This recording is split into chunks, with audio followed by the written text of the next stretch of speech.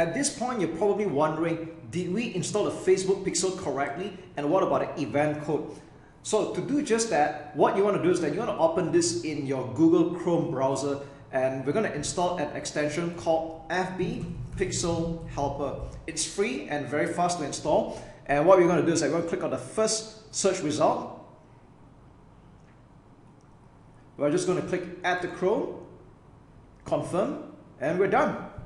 That's it. Now, if you're wondering, does this work on Safari, Firefox, or any other browsers? To my knowledge, this only works in Google Chrome. So this, you might notice right now at the top right here, that the Facebook Pixel Helper has been added to Google Chrome. So on websites that don't have the Facebook Pixel installed, it's going to show as gray color.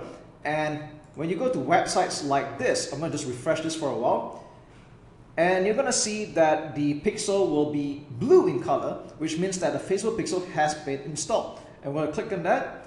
And in this case, you see that there are a total of 4 pixels being added at this point. Now, of course, you don't have to add so many. I'm just showing you as an example of how the Facebook Pixel Helper works in showing, does a page actually have an FB pixel installed, and is it installed correctly? So you'll notice that there's an action called lead, which means that whoever arrives here from the Facebook ad will be counted as 1 lead. Okay, and you can call it any name you want, whether it's purchase, whether it's completed registration, initiate checkout. It's totally up to you. All right. It's just that in this particular example, I've installed a total of 4 Facebook pixels, but you can just install 1 and get going. All right. So this is a very useful tool. You can also spy on some competitors.